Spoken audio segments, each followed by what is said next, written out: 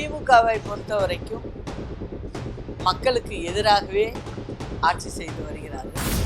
ஒரு போதையில் ஒரு வாலிபர் என்ன பண்ணியிருக்காரு, ஹெட் கான்ஸ்டபிள் அவரை கத்தியை வச்சு மிரட்டி, அப்போ இருந்த அமைச்சர் அம்மாட்ட கேட்டார்.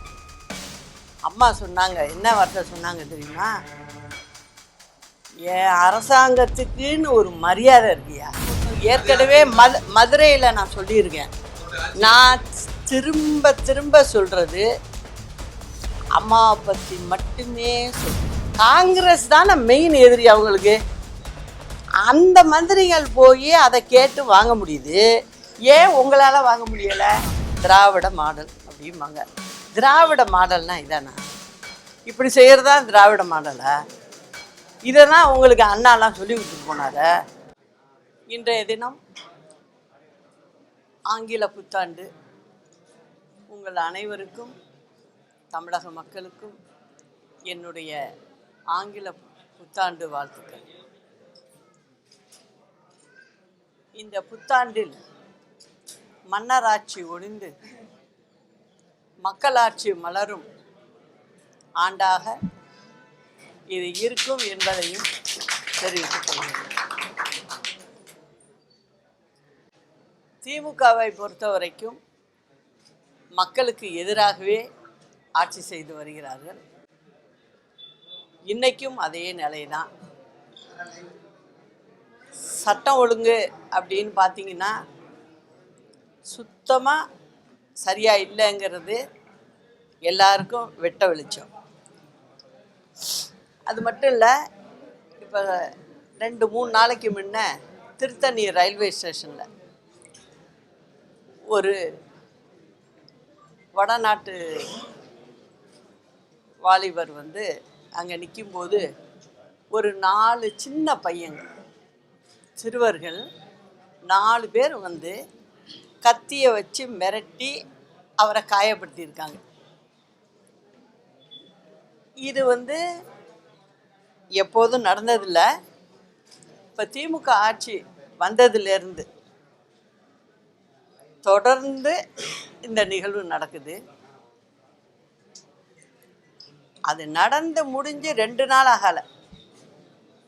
அதுக்குள்ளே ஒரு பட்டு புடவை வியாபாரி அதே திருத்தணி காவல் இது ரயில்வே ஸ்டேஷன் பக்கத்தில் அவரையும் சிறுவர்கள் அடித்து குத்தி தொந்தரவு பண்ணியிருக்காங்க. அதுக்கப்புறம் போலீஸ் வருது. இது எல்லாமே ஒரு வார காலத்தில் நடந்தது தான் நான் சொல்லிக்கிட்டு இருக்கேன். திருப்பூரில் ஒரு கோவில் திருவிழா. அந்த கோயில் திருவிழாவில் கிட்டத்தட்ட 500-1000 பேர் வரிசையில் சுவாமி தரிசனத்துக்கு நின்றுக்கிட்டு இருக்காங்க.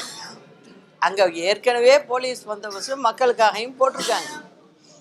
அப்படி இருக்கிற இடத்துல ஒரு போதையில் ஒரு வாலிபர் என்ன பண்ணியிருக்காரு, ஹெட் கான்ஸ்டபிள் அவரை கத்தியை வச்சு மிரட்டி அடிக்க ஓடியிருக்காரு. மற்ற காவலர்கள்லாம் போய் அவரை காப்பாற்ற நினச்சிருக்காங்க.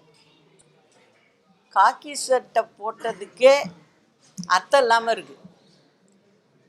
போலீஸ் டிபார்ட்மெண்ட்டில் வேலை செய்கிறவங்களே, காவல்துறையில் உள்ளவங்களே ஒரு ரவுடி போய் ரோட்டில் வெட்ட வெளிச்சத்தில் பக்கத்துலேயே மக்கள் ஒரு 20 அடியிலேயே மக்கள் வரிசையாக நிற்கிறாங்க. அந்த இடத்துல இது நடக்குது. இதுக்கு இந்த காவல்துறைக்கு பொறுப்பேற்று நடத்திக்கிட்டு இருக்கிறது யார்? முதலமைச்சர். முதலமைச்சர் வாயே திறக்க மாட்டேங்கிறார், எதுவும் சொல்ல மாட்டேங்கிறார். அது காவல் அதிகாரிகளுக்கு என்ன இவர் பேசுகிறாரு, என்ன செய்கிறாருங்கிறதே தெரியல. காவல்துறை அம்மா இருக்கும்போது எப்படி இருந்தது, இதே தமிழ்நாட்டு காவல்துறைங்கிறது எல்லாருக்கும் தெரிஞ்ச விஷயம். அப்போ நடக்கலை, இப்போ நடக்குது. அப்போ நிர்வாகம் செய்ய தெரியலை அப்படிங்கிறத இது காட்டுது. அதே ஸ்ட்ரென்த்து போலீஸ் டிபார்ட்மெண்ட் இருக்குது, அதில் எந்த குறையும் இல்லை. அப்போ அம்மா இருந்தப்போ எப்படி எத்தனை பேர் வேலை செஞ்சாங்களோ அவங்க தான் இருக்காங்க எப்பயும். ஆனால் இவங்களால அதை செய்ய முடியலை. அதாவது ரவுடிசத்தை குறைக்க முடியல. கேட்டால் என்ன சொல்கிறாங்க, 1000 பேரை சுற்றி வளைச்சிருக்கோங்கிறாங்க, அதுங்கிறாங்க. பட்டப்பகல்லே இது நடக்குது. இதை யாருக்கிட்ட போய் சொல்கிறது? மக்கள் ரொம்ப தெளிவாக இருக்கணும். இந்த தேர்தலில் மக்கள் சரியான பாடத்தை திமுகவுக்கு புகுத்தினால்தான் தமிழ்நாடு ஏதாவது வளர்ச்சி பக்கம் நோக்கி பார்க்க முடியும். தமிழ்நாட்டுக்கு ஒரு வெளிச்சம் கிடைக்கும். அது மக்கள் கையில் இருக்குது. அதே போல் பார்த்தீங்கன்னாக்க பஸ்ஸு போக்குவரத்து துறை கேட்டால் என்ன சொல்கிறாங்க, நாங்கள் இந்த பஸ்ஸு வாங்கிட்டோம். இப்போ ஒரு வாரத்துக்குள்ளே பார்க்கணும், ஒரு கலர் பஸ்ஸு நிற்கிது. டிரைவருக்கும் கண்டக்டருக்கும் பைலட்டு மாதிரி யூனிஃபார்மாக இது சொல்கிறாங்க. பைலட்டு மாதிரி யூனிஃபார்ம் கொடுக்குறேன்னு ஒரு பக்கம் சொல்கிறீங்க, ஒரு பக்கம் டிரைவருங்க வேலை செய்கிறவங்க என்ன சொல்கிறாங்க, என்னை லாங்கில் ஓட்டுற சொல்கிறாங்க, வண்டி எடுத்துக்கிட்டு போயிட்டுருக்கேன். இடையில ஒரு நாள் ரெஸ்ட்டு வரும் அவங்களுக்கு. இந்த நைட் டியூட்டியில் நைட்டில் ஓட்டிகிட்டு வரோங்க, என்னை தொடர்ந்து திருப்பி ஓட்டுன்னு சொல்கிறாங்க. ஆள் இல்லை, ஆள் பற்றாக்குறை, நீ ஏன் திருப்பி ஓட்டு அப்படின்னு சொல்கிறாங்க. நாங்கள் அந்த பஸ் ஸ்டாண்டில் எங்களுக்கு தங்கிறதுக்கு கூட நல்ல வசதி கிடையாது. அங்கேயே படுத்து கையை தலைக்கி வச்சு படுத்துருந்துட்டு திரும்ப நாங்கள் உடனே பஸ் எடுக்க வேண்டியது இருக்குது. நாங்கள் எப்படி தூங்காமல் செய்ய முடியும்னு ஒரு பக்கம் என்ன சொல்கிறாங்க, 2 பேருக்கு யூனிஃபார்மை போட்டு விட்டு பைலட்டு மாதிரி ஓட்டுறாங்கங்கிறாங்க. நான் என்ன சொல்கிறேன், நீங்கள் அதெல்லாம் செய்ய வேண்டாம். அம்மா இருந்தப்போ 2011-16 கிட்டத்தட்ட பார்த்துங்க, தமிழ்நாட்டுக்கு தேவையான பஸ்ஸு அப்படின்னு கேட்டிங்கன்னா 10,900 வேணும். அது இருந்தால் தான் ஒரு நாளைக்கு பயணிக்கிற பயணிகள் எத்தனை பேருன்னு பார்த்தீங்கன்னா 1,75,00,000 நபர்கள் ஒரு நாளைக்கு, ஏழை எளியவர்கள் பெரும்பாலும் அதிகமாக பயணிக்கிறவங்க இருக்காங்க. நான் சொல்கிறது தமிழ்நாடு முழுவதும். அந்த மாதிரி மக்கள் பஸ்ஸை நம்பி இருக்காங்க, பேருந்தை நம்பி இருக்காங்க. அவங்களுக்கு வேண்டிய பஸ்ஸை வாங்க முடியலை அவங்களால. ஒரு பஸ்ஸை நிறுத்திக்கிட்டு அதுக்கு யூனிஃபார்ம் இப்படி கொடுக்குறோம் அப்படி கொடுக்குறோன்னு சொல்கிறீங்க. இது எந்த வகையில் நியாயம்? இது இன்னொன்றும் சொல்லிக்கிறேன்.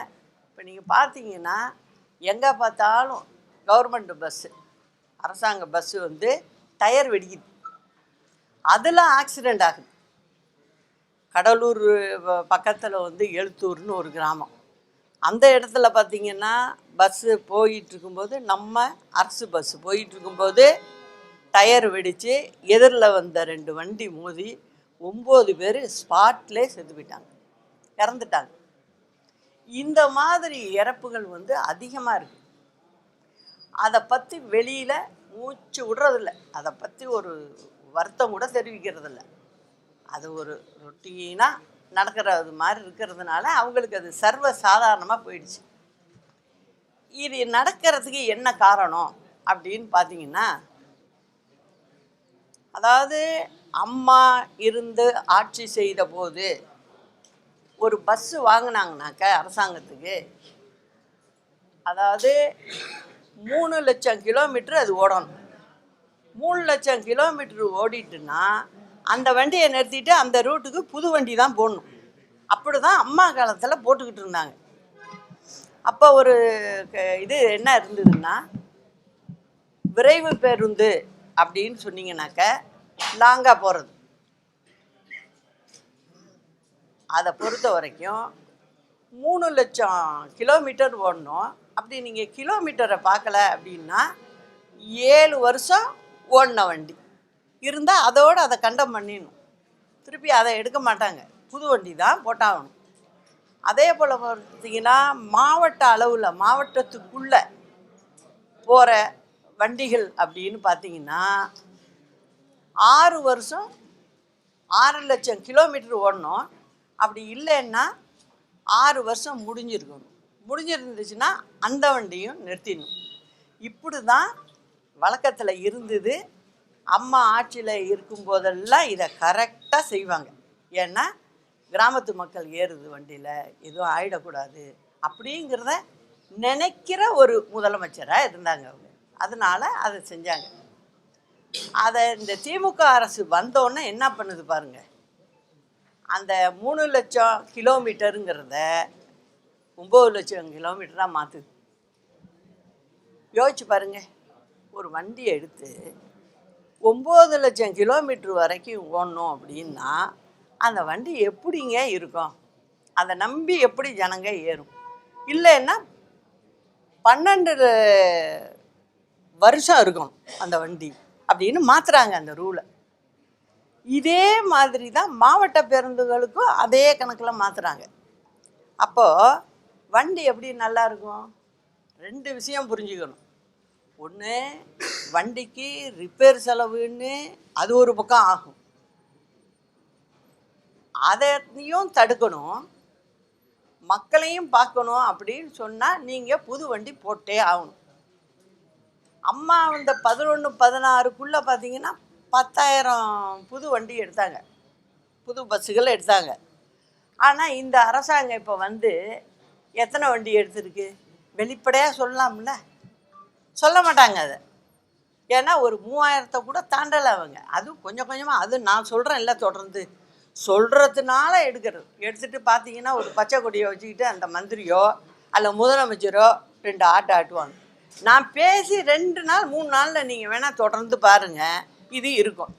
நான் எனக்காகவே சொல்கிறேன், தமிழ்நாட்டு ஓட்டு போட்ட மக்களுக்காக தானே சொல்கிறேன். அதை செய்யலை. இதனால் எவ்வளோ உயிர்கள் போகுது? இதெல்லாம் வந்து நம்ம மக்கள் புரிஞ்சுக்கணும். இவங்க வந்து பொய் பேசுகிறது தான்.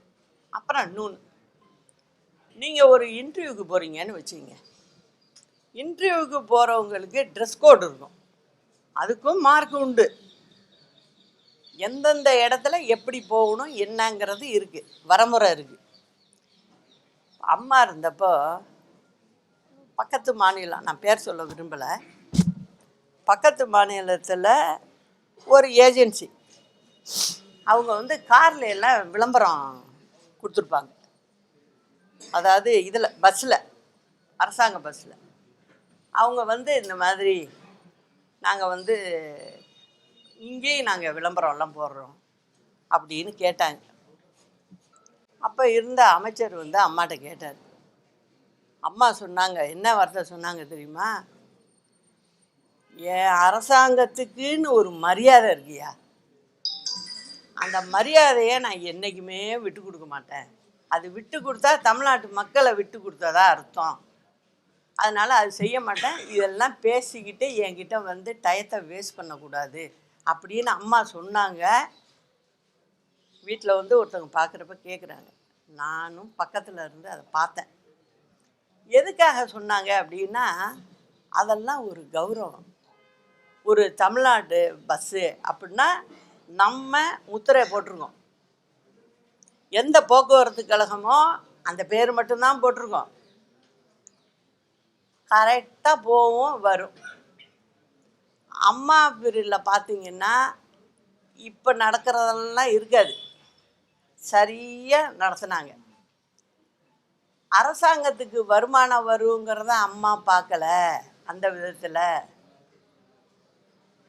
ஒழுங்காக வண்டியை ஓட்டு, ஒழுங்காக வந்து சேருங்க, மக்களை ஏற்றுங்க, குறை இல்லாமல் போகணும். அது ஒன்று தான் பார்ப்போம் நாங்கள்.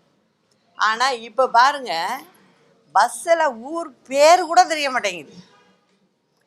எல்லா பக்கமும் பஸ்ஸில் வந்து விளம்பரத்தை போட்டு, அது கவர்மெண்ட்டு பஸ்ஸா என்ன ஏதுன்னு கூட யாருக்கும் தெரியாத அளவுக்கு இப்போ நம்ம தமிழ்நாட்டில் பஸ்ஸெல்லாம் போயிட்டுருக்கு. இது எதுக்கு? யாரோ ஒரு ஏஜெண்ட்டு அவங்க சம்பாதிக்கிறதுக்காக இவங்க வந்து இந்த வேலையை செய்கிறாங்க. சரி, அதில் ஏதோ ஒரு பகுதி அரசாங்கத்துக்கு இதுக்கு வரும், போக்குவரத்து துறைக்கு அப்படின்னா, அப்படி வர்றதெல்லாம் எங்கே போகுது நான் கேட்குறேன். இதெல்லாம் இல்லாமையே 10,000 பஸ்ஸு வாங்கி அழகாக ஓட்டினோம்ல. இப்போ நீங்கள் என்ன பண்ணுறீங்க? எதையும் விட்றதில்ல. நீங்களே கூப்பிட்டு ஒரு பெயிண்ட் அடித்து நீ போட்டுக்கிட்டு போ, இவ்வளவு பணத்தை கொடு, வருஷத்துக்கு ஒரு மாதத்துக்குன்னா இவ்வளவு கொடுன்னு வாங்குறீங்க. அப்புறம் ஏன் உங்களால் பஸ்ஸு வாங்க முடியலை, எதுவும் செய்ய முடியலை? இதெல்லாம் மக்கள் சிந்திச்சு பார்க்கணும். அது எதுக்காக நான் இவ்வளோ தூரம் சொல்கிறேன் அப்படின்னா, அந்த அளவுக்கு நிர்வாகம் அவ்வளோ கேவலமாக போயிட்டுருக்கு. இதெல்லாம் நிறுத்தி ஆகணும் அப்படின்னா அது யார் கையில் இருக்குது? மக்கள் கையில் தான் இருக்குது. அதே மாதிரி பாருங்க, இப்போ திடீர்னு இப்போ தேர்தல் வரப்போகுதுல்ல, உடனே ஒரே விளம்பரம் தான். விளம்பரத்தில் ஏமாறுவாங்களே யாராவது என்ன அப்படின்னு பார்க்குறதுக்கு என்ன சொல்கிறாங்க? இப்போ விவசாயிகள்லாம் நீங்கள் இலவச மின்சாரம் அதுக்கு வேணுங்கிற உடனே என்ன பண்ணுங்க, போய் அப்ளிகேஷனை கொடுத்து ஃபில்லப் பண்ணி உடனே நீங்கள் சேருங்கிறாங்க. நீங்கள் இதை சொல்லிக்கிட்டு தான் ஆட்சிக்கு வந்தீங்க. இந்த காலமும் முடிய போகுது, உங்கள் பீரியடும் முடிய போகுது. இப்போ நீங்கள் புதுசாக ஒரு திட்டம் மாதிரி இதை சொல்கிறீங்க. ஏற்கனவே பணம் கட்டியிருக்கவங்க எவ்வளோ பேர் தெரியுமா? 6 லட்சம் பேர். 6 லட்சம் பேருக்கு இந்த 4.5 வருஷம் 4.25 வருஷம் இப்போ முடிஞ்சு போச்சு. நீங்கள் யாருக்கும் விவசாய மின்சாரத்துக்கு, இலவச மின்சாரத்துக்கு நீங்கள் யாருக்குமே கனெக்ஷன் கொடுக்கல. ஆனால் இப்போ புதுசாக ஒன்று சொல்கிறீங்க. இந்த 6 லட்சம் பேர்கிட்ட டெபாசிட் வாங்கி இருக்கிறதே கிட்டத்தட்ட எவ்வளோ கோடிக்கு தெரியுமா போகுது? அந்த ஏழை விவசாயிங்கள்ட்ட அவங்களுக்கு நீ இன்ன வரைக்கும் கொடுக்கல நீங்கள். ஆனால் இப்போ புதுசாக என்ன சொல்கிறீங்க? நாங்கள் இலவச மின்சாரம் கொடுக்குறோம், எல்லோரும் அப்ளை பண்ணுங்க, எல்லோரும் பதிவு பண்ணுங்க அப்படின்னு சொல்கிறீங்க. இது எந்த விதத்தில் நியாயம்? அது நீங்கள் 6 லட்சம் விவசாயிகள்கிட்ட பணத்தையும் வாங்கிக்கிட்டு டெபாசிட்டையும் வாங்கிக்கிட்டு இன்ன வரைக்கும் அவங்களுக்கு நீங்கள் கனெக்ஷன் கொடுக்காம இருக்குது. இதுதான் நான் இது ஒரு குறிப்புக்கு தான் ஒன்று சொல்கிறேன். இந்த மாதிரி இந்த திமுக என்னென்ன சொல்கிறாங்கங்கிறீங்க. அப்போ ஆட்சிக்கு வர்றதுக்கு முன்னே என்ன சொல்கிறாங்க? எதிர்கட்சி தலைவராக வேற இருக்கார். அவர் இருக்கும்போது எனக்கு தெரியலை, பண நிர்வாகம் எப்படி இருக்குன்னு தெரில அப்படின்னும் இந்த திமுக சொல்ல முடியாது. அவங்களும் சட்டசபைக்குள்ளே எதிர்கட்சியாக உட்காந்துருக்காங்க. எப்படி அவங்களுக்கு தெரியாமல் இருக்கும்? என்ன சொல்கிறாங்க அவங்க? நாங்கள் வந்தோடனே எல்லாருக்கும் வேலை வாய்ப்பை உருவாக்கி கொடுத்துருவோம் அப்படிங்கிறாங்க. எவ்வளோ வேலை வாய்ப்பை நீங்கள் உருவாக்கி கொடுத்துருங்க? நீங்கள் வந்ததுக்கப்புறம் கம்பெனிகளை 3 தான் பெருசு. இப்போ ஒன்று மட்டும் ஒழுங்காக செஞ்சுக்கிட்டு இருக்கு. உங்கள் கட்சி சம்மந்தப்பட்ட வேலைகளை இந்த அரசாங்கத்தில் இருந்துக்கிட்டு அழகாக செஞ்சுக்கிட்டு போகிறீங்க. இப்போ திருப்பூரில் போய் என்ன பண்ணுறீங்க? மகளிர் மாநாடு அப்படிங்கிறீங்க. அங்கே கிட்டத்தட்ட 30 லட்சம் பேருக்கு மேலே பெண்கள் வேலை இழந்து இருக்காங்க. அந்த ஊரில் போய் நீங்கள் மாநாடு கூட்டுறீங்க, அழைச்சிட்டு உட்கார வச்சு அனுப்புறீங்க. ஆனால் அவங்களுக்கு வேலை வாய்ப்பு போனதை பற்றி பேச காணோம். அவங்களுக்கு வேலை வாய்ப்பை திருப்பி உருவாக்கி கொடுக்க முடியலை. இதுதான் இந்த திமுககாரங்களுடைய வேலையாக இருக்குது. என்ன சொன்னாங்க முதல்ல? நாங்கள் தூய்மை பணியாளர்களுக்கு வேலை கொடுப்போம், வேலை எல்லாருக்கும் நாங்கள் கொடுப்போம். நாங்கள் இப்போ எங்கே பார்த்தாலும் போராட்டம். தூய்மை பணியாளர்கள் போராட்டம் ஒரு பக்கம் நடக்குது, செவிலியர்கள் போராட்டம் ஒரு பக்கம் நடக்குது, ஒரு பக்கம் அரசு ஊழியர்கள் போராட்டம் ஒரு பக்கம் நடக்குது, இடைநிலை ஆசிரியர்கள் வேலை சம்பந்தம் போராட்டம் நடக்குது. ஆக எங்கே பார்த்தாலும் போராட்டம்தான். திமுக அரசாங்கம் வந்ததுலேருந்து வெறும் போராட்டம் தான். அவங்க நெஞ்ச தொட்டு சொல்லணும், நான் ஒழுங்காக நாங்கள் எல்லாம் செஞ்சுக்கிட்டு இருக்கோம் அப்படின்னு சொல்லணும். அந்த மாதிரி சொல்லலை. அவங்க என்ன சொல்கிறாங்க? ஏமாத்து வேலை தான். எப்படி தேர்தல் அறிக்கை கொடுத்தாங்க? அதே மாதிரி இப்போ ஒன்று செய்வோம்.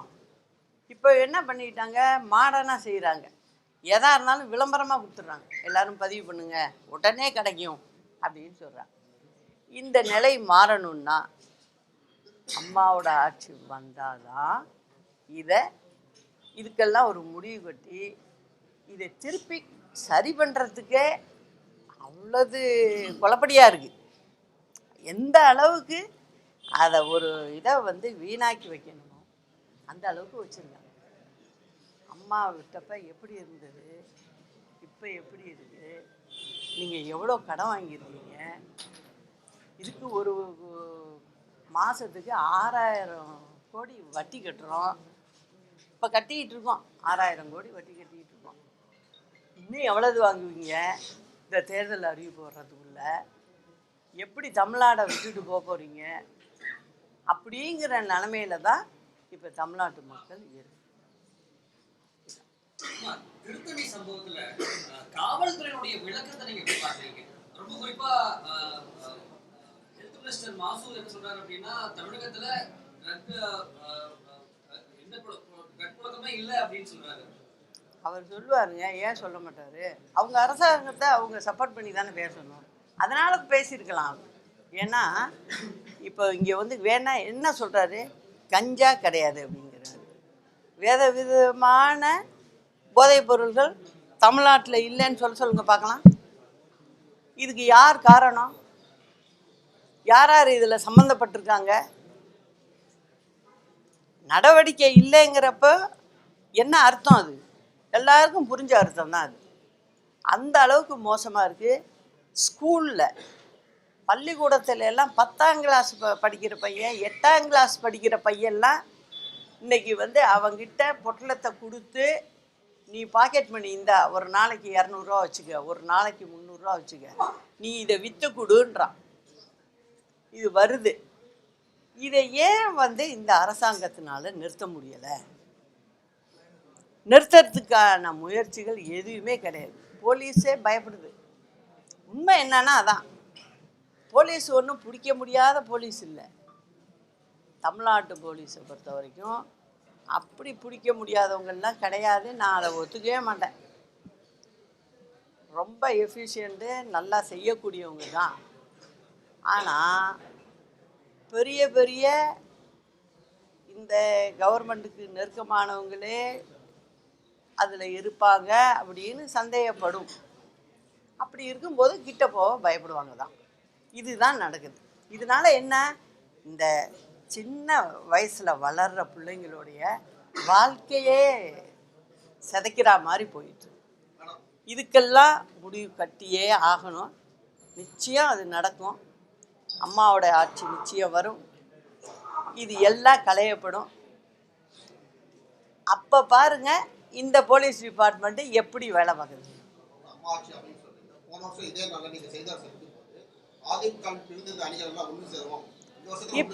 இப்பயும் நான் நிச்சயமாக சொல்கிறேன். இல்லை, நீங்கள் ஏன் அப்படி நினைக்கிறீங்க? ஒரே நாளில் நடக்கலாம்ல? இல்லை, ஒரே நாளில் ஒரு வருஷம் ஆச்சுங்கிற. இப்போ தேர்தல் வந்துட்டுல, அந்த நேரத்தில் எவ்வளோ பெரிய விஷயமா இருந்தாலும் எங்களுக்குள் அது சரியாகுங்கிற நம்பிக்கை எனக்கு இருக்குது.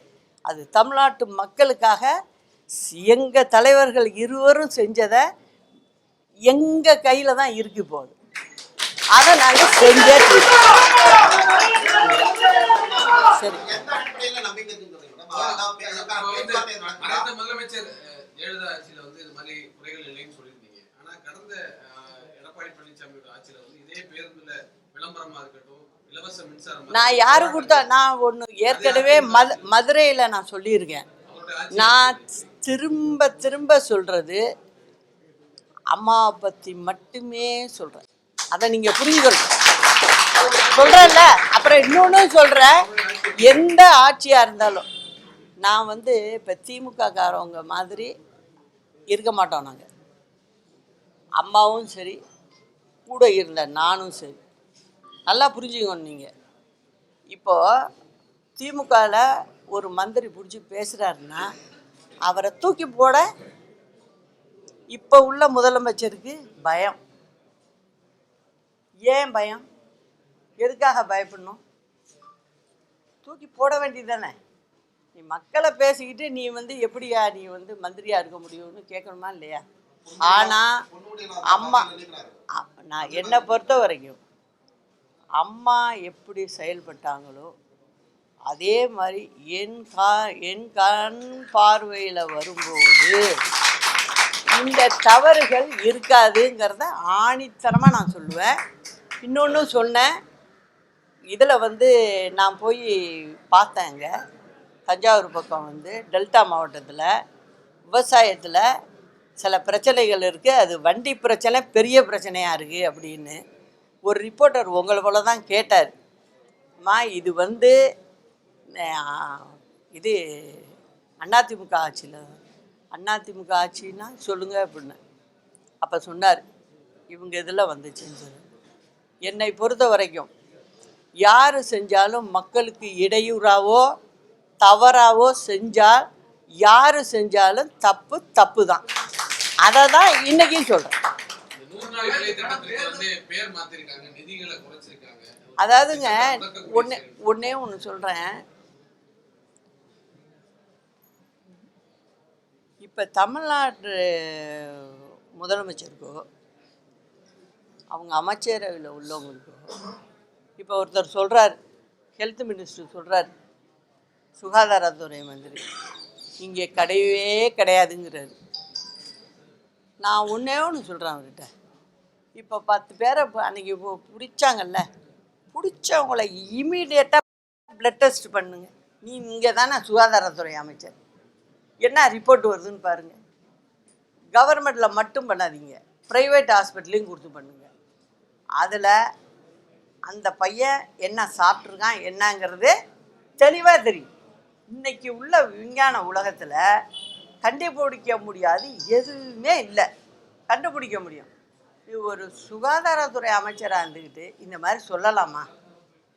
எவ்வளோ பெரிய தவறு இது.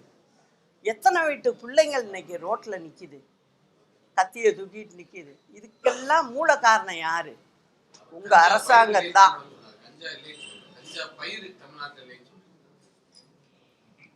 இப்போ பவுட்ரு கூட தமிழ்நாட்டில் இல்லை தான் அப்படி சொல்லிடுவார் அவர்.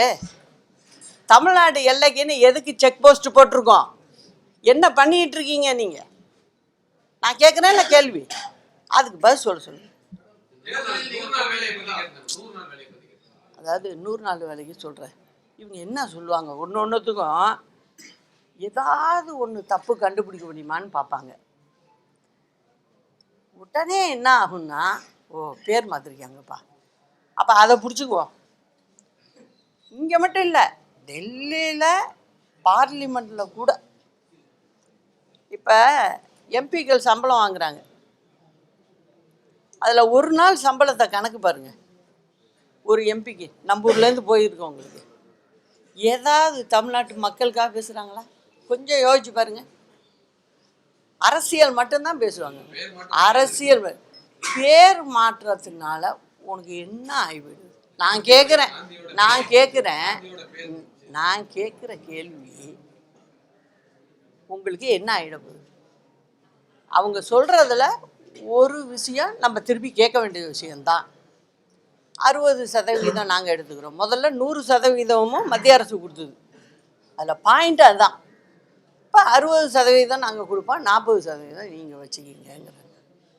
நீ அதுக்கு போய் லெட்ரு கொடுத்து நீங்கள் முறைப்படி போய் அதுக்குன்னு ஒரு அமைச்சகம் இருக்குது, போய் அங்கே உட்காந்து உங்கள் எம்பிக்கள் உங்களுடைய ஸ்பெஷல் ரெப்ரசன்டேட்டிவ் உட்காந்து அங்கே போய் வேலை பார்க்கணும். அதை விட்டுட்டு சும்மா கத்திக்கிட்டு இருந்தா, இப்போ 4 வருஷமாக 4.5 வருஷமாக நீங்கள் கத்திக்கிட்டு இருந்ததுனால என்ன ஆச்சு? கிட்டத்தட்ட நிறைய திட்டங்களுக்கு வர வேண்டிய பணம்லாம் வராமல் இருக்குது. சில இதில் பார்த்தீங்கன்னாக்கா லேப்ஸ் ஆகி போயிட்டு அடுத்த ஸ்டேட்டுக்கு போயிட்டு அடுத்த ஸ்டேட்டில் அதை முடிச்சுட்டாங்க அடுத்த மாநிலத்தில்னா அவங்க கேட்குறாங்க. அவங்க புத்திசாலி. நிறைய இடத்துல இந்த மாதிரி கேட்டு வாங்குறதுல காங்கிரஸ் அரசாங்கமே இருக்குது. இன்றைக்கி உங்களோட கூட்டணியில் இருக்காங்களே அந்த காங்கிரஸ் அரசாங்கம் இருக்குப்பா. இருந்துக்கிட்டு என்ன பண்ணுறாங்க? போய் இந்த மாதிரிங்க தமிழ்நாட்டிலேருந்து மீதி பணம் இவ்வளவு வேஸ்ட் ஆகுது, அதை எங்களுக்கு கொடுங்க, நாங்கள் அந்த திட்டத்தை செஞ்சு முடிச்சிட்டோம் அப்படின்னு சொல்கிறாங்க. இது நல்லா இருக்காது. காங்கிரஸ் தானே மெயின் எதிரி அவங்களுக்கு. அந்த மந்திரிகள் போய் அதை கேட்டு வாங்க முடியுது, ஏன் உங்களால் வாங்க முடியலை? என்ன காரணம்னா நீங்கள் ஒன்றே ஒன்று தான் அரசியல். ரெண்டாவது ஒன்று சொல்லுவாங்க, திராவிட மாடல் அப்படிம்பாங்க. திராவிட மாடல்னா இதானா? இப்படி செய்கிறது தான் திராவிட மாடலா? இதை தான் உங்களுக்கு அண்ணாலாம் சொல்லி கொடுத்துட்டு போனார இல்லையே. நீங்கள் வீண் விதண்டாம் பேசிக்கிட்டு இதுக்காக நம்ம ஆட்சிக்கு வரோம்.